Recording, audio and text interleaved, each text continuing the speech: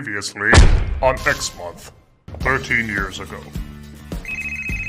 Billy! Hey, what's up? I just saw X-Men 3. Yeah, how was it? It was awful! Really? They focused a ton on Wolverine. Yeah. Like everyone dies. Dude! And they even kill off Xavier. Oh my god, this sounds like the worst movie ever. It is. I'm gonna hang up now because of how angry I am. As you should. Goodbye!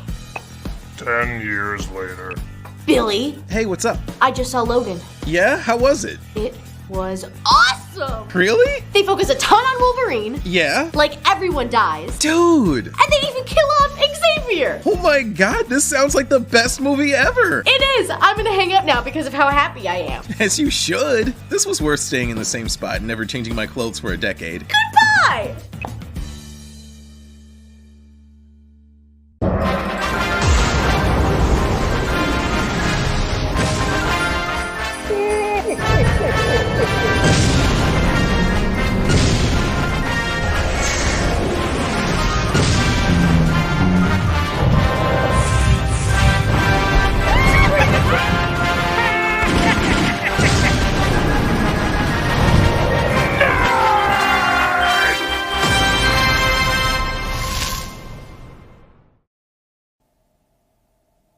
Hello, I'm the Nostalgia Critic guy, remember it so you don't have to. And welcome back to X Month, where now we look at one of the most hated X-Men movies, if not the most hated X-Men movie, X-Men The Last Stand.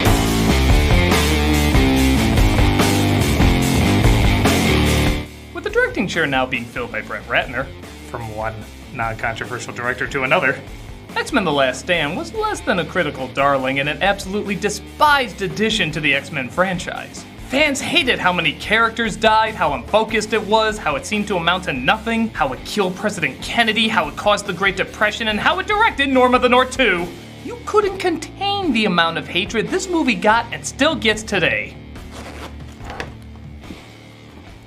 I kinda have a soft spot for it. Okay, I'm not insane. I know this movie is bad and doesn't work. From a structural standpoint, it's one of the worst sequels ever made, especially when you get to the end. But after how boring and wowless the other two were out of the original three, I kinda consider this one the most entertaining. It has the most risks, the most action, the most color, the most mutants, and the most compelling ideas outside of just Prejudice sucks. Oh yeah, we went there. Sure, its story and characters are weak and the ending doesn't really go anywhere, but I'm kinda used to that in these movies by now. I mean, what's worse, safe, bland, middle-of-the-road tedium, or batshit insanity that never once left you bored? Well, that's the geeky complication we're gonna analyze here today. Let's take a look at the clearly bad, but in my opinion, enjoyably bad, X-Men The Last Stand. The film opened several years ago with a mostly convincing age restoration of Xavier, played again by Patrick Stewart. Magneto, on the other hand, played again by Ian McKellen, is looking more like a PS4 character. When are you going to stop lecturing me? When you start listening.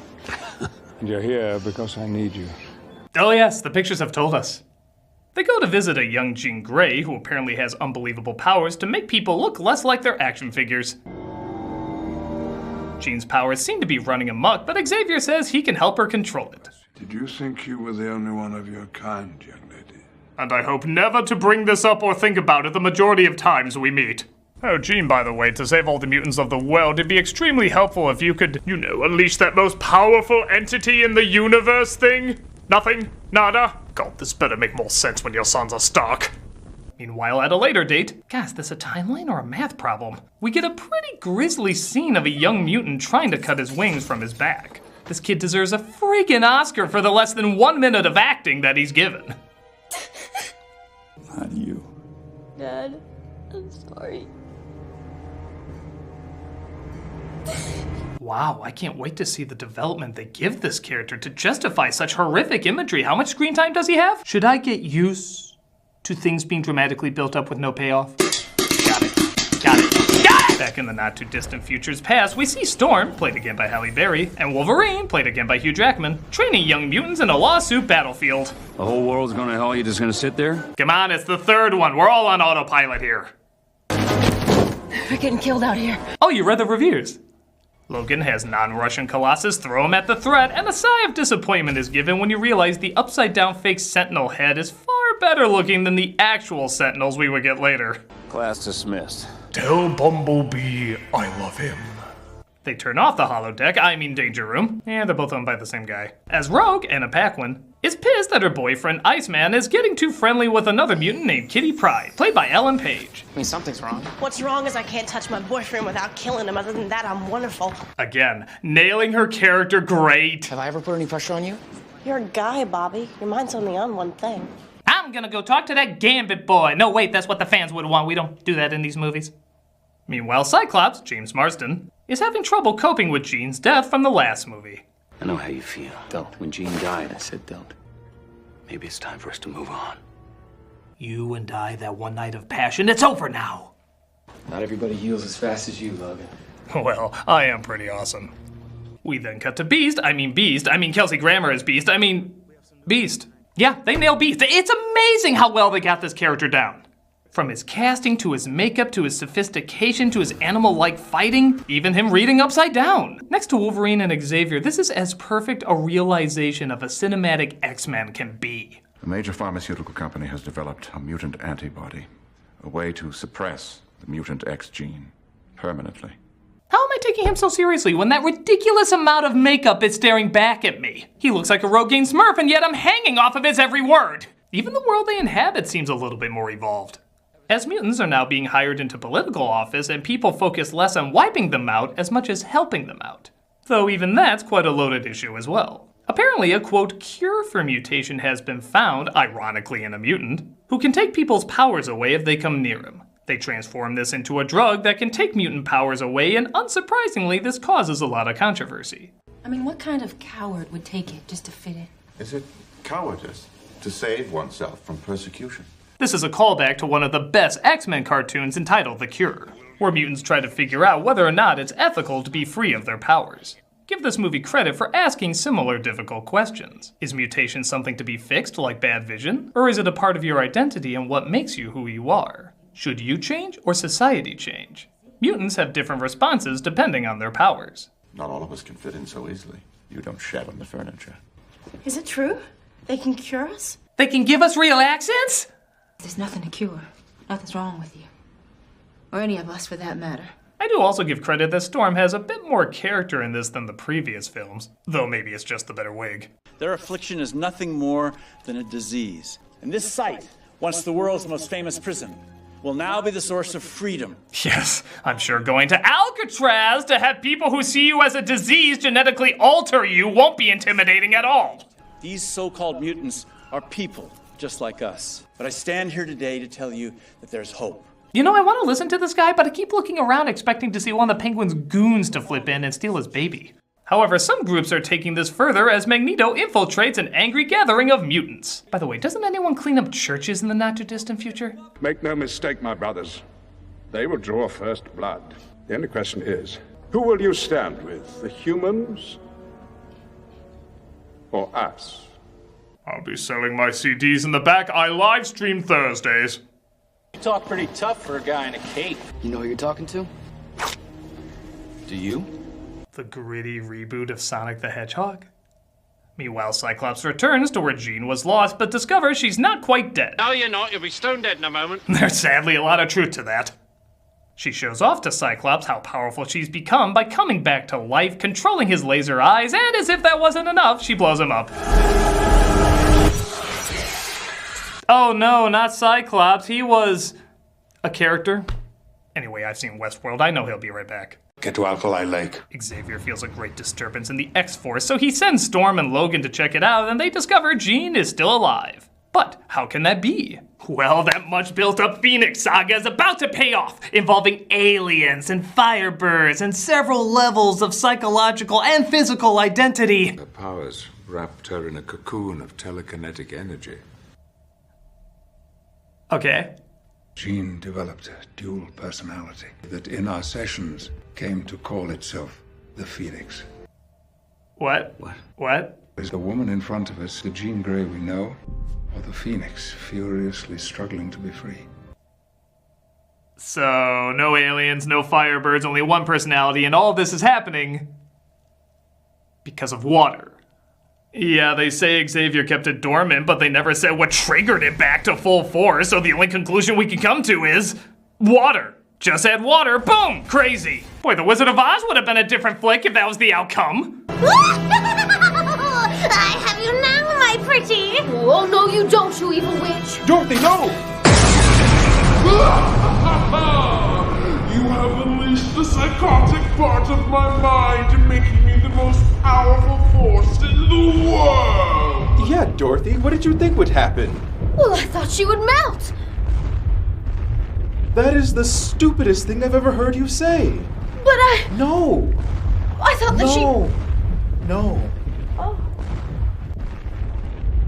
I'm still here. So the first person to be given the cure is the creator's son, the boy we saw in the opening named Archangel. In that, the credits call him that, but nobody in the movie ever does. I can't do this. I promise you, you're fine. Warren, relax. Oh man, I'm glad he didn't take it. Oh, not for any ethical reasons, it's just the wings are the only way I can tell them apart from Malfoy.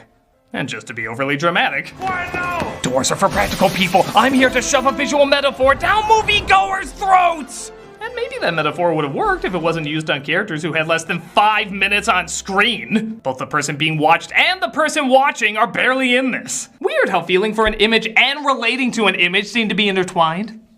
Now, I'm sure this will be underwhelming too, as Magneto plans to break out Mystique, who's been captured by law officials. Now, what, is he gonna use his deadly marbles again? Maybe lift a car?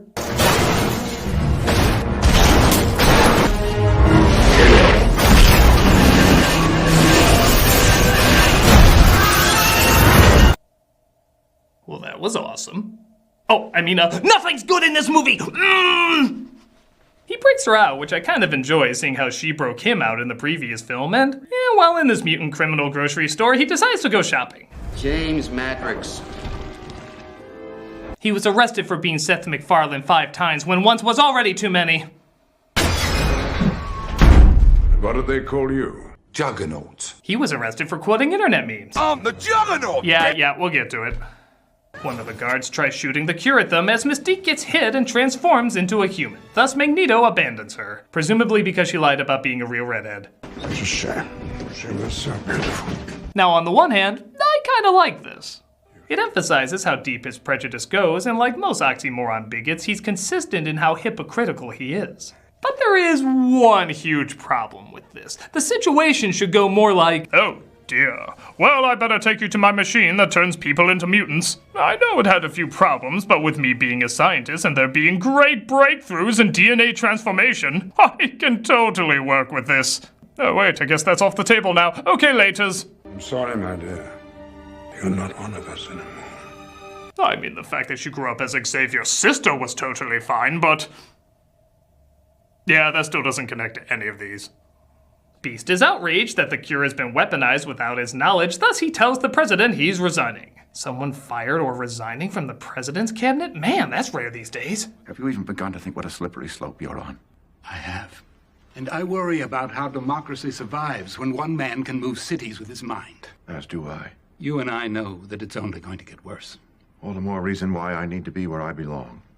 Wow. Both of them are asking very tough, polarizing questions. Kind of makes you wonder what you would do if you were put in a similar scenario. No, I mean, it sucks! Every part of this sucks! It's Transformers 12!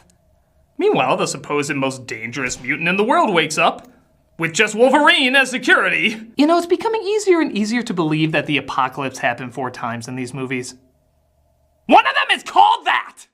And it appears she's not in control. Look at you, Logan. He's tamed you. Jean?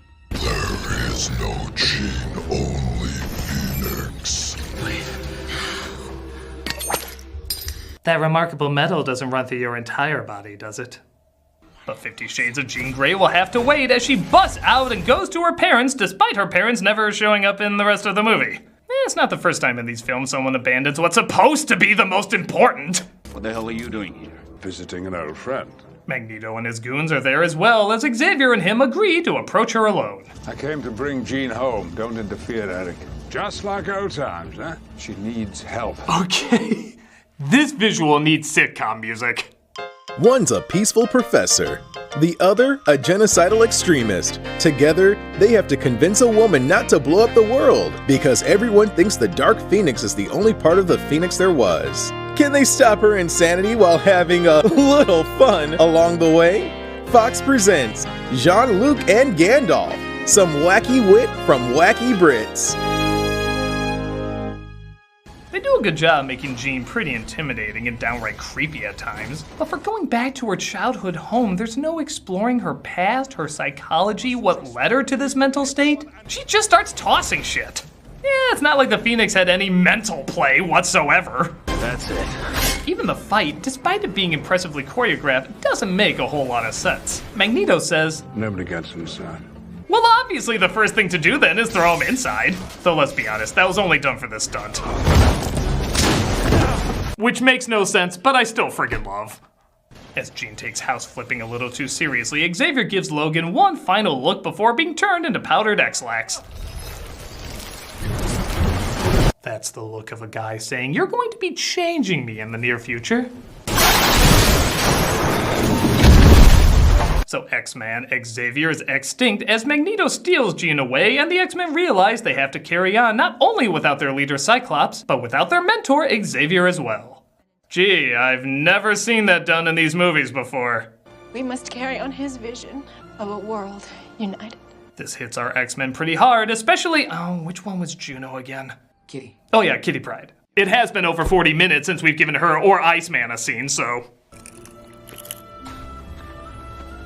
yeah, there's nothing to help get over the death of your mentor like flirting with someone you barely know while your current girlfriend watches. What an X-hole!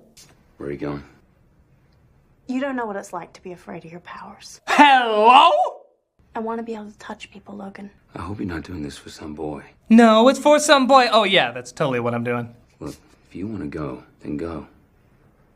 Just be sure it's what you want. Well, I don't know if it's what I want. I haven't asked Bobby yet!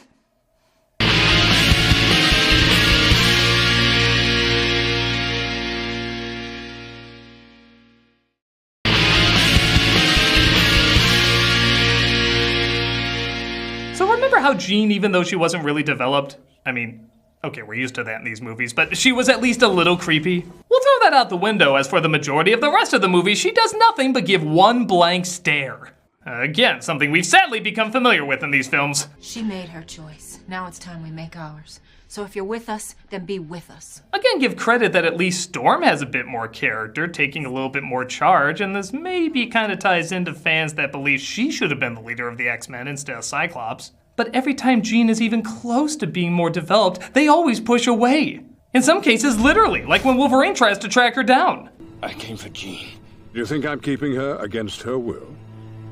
Sorry, we're paying her by the line in this one. You should have seen the deal we got with Cyclops. You don't know what you're dealing with. I know full well. I'm gonna make you do stupid things. Quit hitting yourself! Quit hitting yourself! Quit hitting yourself! Now go. Look out! You'll run into Ash from Evil Dead 2!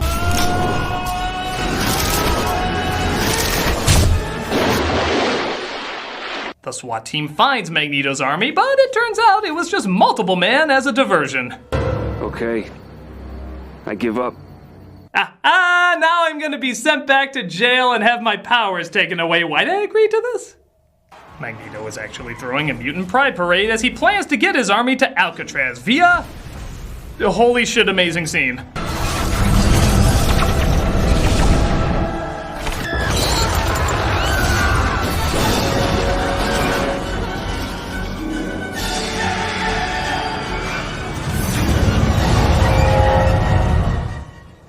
Jesus Christ, that's not X-Men at all. No, not at all. You never see that in a comic. It's not imaginative, not big or epic or anything like that. It's lazy. It's stupid. It's incompetent. God, that still holds up. Though it is funny how it goes from dusk to complete night in a matter of a few seconds. And I do mean a few seconds. Actually, that reminds me. Hey, didn't we have a scene to shoot at dusk today? Yeah, but sunset starts at 5 and it's 5 o'clock right now. But that should give us plenty of time to shoot. No, it's actually 5:01 now. We just missed it. Curses! How did this happen? I don't know, climate change? How's that affect the sunset? I don't know, it's just always climate change. Things are always so strange when you two are around. That's weird, because things get a lot more normal when you aren't around. Magneto's army plans to kill the boy supplying the cure, but they have a lot of obstacles to get through. In chess, the pawns go first. I call them the test audience. But the X-Men show up to stop them, and the, not the least bit kick-ass climax begins.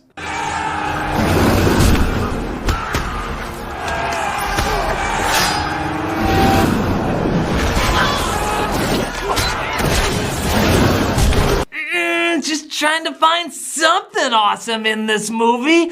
Like Juggernaut and Kitty Pryde chasing each other through concrete walls. Pedestrian setting projectile cars on fire. Boring. Kelsey Grammer as Beast launching into the air, roaring and ripping people to shreds. Have you even read an X-Men comic? Where's Xavier showing a girl around Cerebro for hours? That's the kind of excitement that ignites the imagination. Oh, don't worry though. There's still plenty of stupid to go around. Like this line that launched a million groans. Don't you know who I am? I'm the Juggernaut, bitch! Yeah, if you want to know what every X-Men fan's reaction was to this internet meme suddenly making it into a big blockbuster movie, it went exactly like this. Don't you know who I am? I'm the Juggernaut, bitch!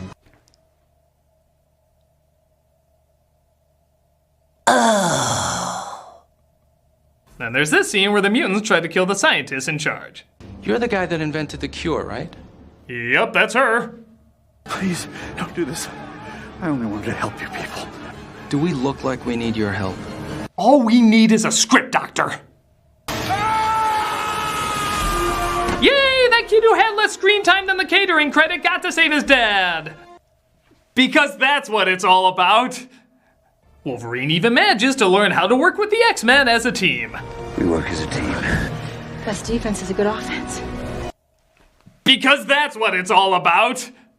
Also gotta love how Beast resigns because they weaponized the cure, and he uses the weaponized cure to inject Magneto! You and I know that it's only going to get worse. All the more reason why I need to be where I belong. In the hypocritical gray zone jacuzzi that this film is keeping me nice and warm in.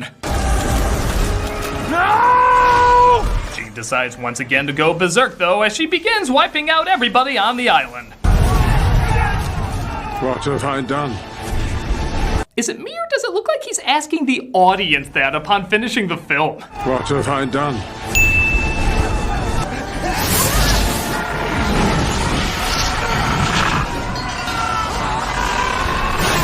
You ever wonder if this is Thanos' porn? Like he just stays up late at night like... Oh yeah, turn him to dust, you sexy thing. Turn him to dust. God, I'm lonely. It looks like Wolverine is the only one who can approach her due to his fast healing. I guess that kind of looks like a Firebird, even though you promised us an actual Firebird, but I guess that meant a symbolic Firebird.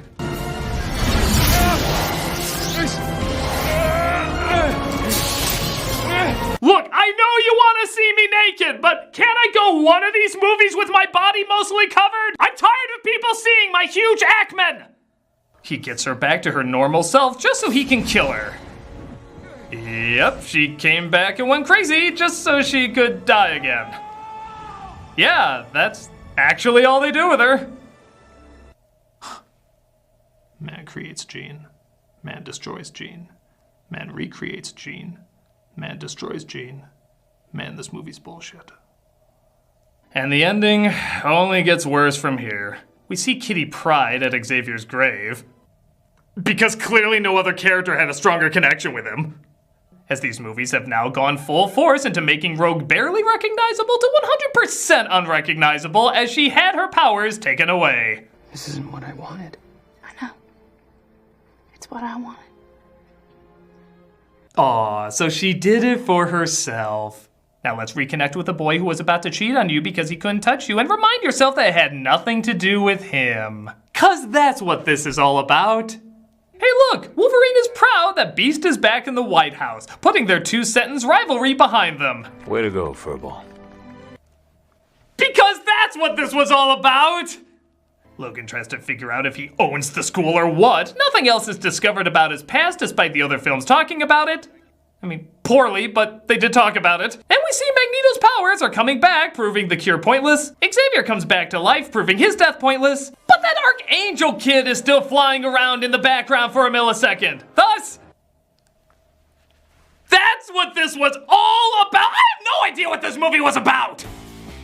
For a film called The Last Stand, it doesn't stand by jack shit. This movie raises the stakes, raises the body count, raises the issues and questions, and yet never follows all the way through, so it ends up saying nothing.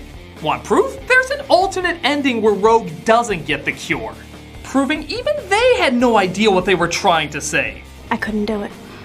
I'm sorry, Bobby. This is me. The whole movie just feels like a lot of big scenes that never connect or build up to anything. And when you have a movie that makes a lot of huge choices resulting in a lot of huge deaths, it has to amount to something. You can't back down on that. With that said, there are still a lot of amazing scenes to appreciate. Some great action, great effects, great makeup, great ideas, and yes, even some great character moments. All of these scenes on their own would be fine. Maybe that's why a lot of them have so many hits on YouTube. Because individually, they're really impressive and deserve more credit when people just scoff that there's nothing good in this film. But it's the equivalent of having all your favorite food on one plate. Alone, they're great. Altogether, it's a giant mess. So yes, in comparison to the other films that, while slow and uneventful, did have a beginning, middle, and end, this tosses all of that away for some big scenes that practically destroy what the other films were trying to do. In that respect, it's one of the worst sequels ever made because it disappointed fans who really got into these movies. But for me, I never got that much into these movies. I thought they were okay at best. I watched them because I liked X-Men, but these films never really represented X-Men, at least not the X-Men I was familiar with. They were dull, colorless, restrictive, middle-of-the-road adventures from a franchise that was the exact opposite of that. This one at least was big, loud, fun, energetic, imaginative, visually stunning, action-packed, and had good dilemmas despite them never following all the way through with it. So while it is technically bad when I think of the bombastic, cool, adrenaline-filled X-Men fighting against varying types of prejudice, this is the one that gives me a more enjoyable time. So it's picking your poison. The safer, blander, but ultimately better put together films, or the over-the-top hyper punch fest that constantly insults your intelligence. Whatever you choose, one thing's for sure, for some this is an enjoyably bad movie, but it is still a bad movie. Well, that about does it for X Month, and next week I have a brand new movie to review. Aren't you forgetting something? No, I'm not! There never will be another X-Men movie! There never has been another X-Men movie! A pox on you! Wow, he has really repressed X-Men Origins Wolverine, hasn't he? Yeah, that's why I put a copy of it under his desk to remind him he needs to review it. Oh, how do you know he'll find it? He found it. Cool. I'm the Juggernaut, bitch!